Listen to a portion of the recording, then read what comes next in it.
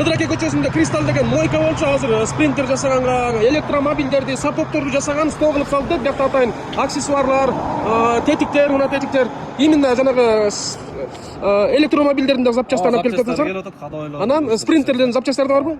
Бияктан ходовой бүт баарын жасай бересиңер.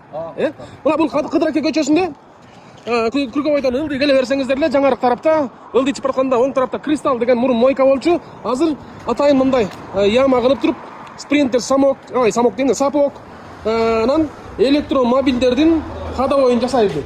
Анан электромобилдерге да тетиктерди алып келдик дейт, майда барат аксессуарлар.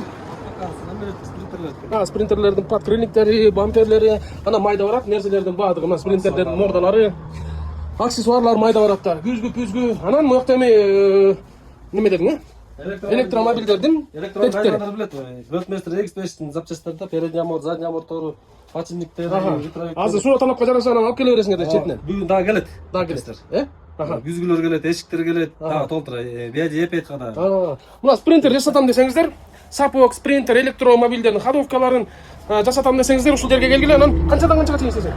Эртемен 9-10-дан 7-8ге чейин. Мастерлер, профессионал мастерлер иштейт.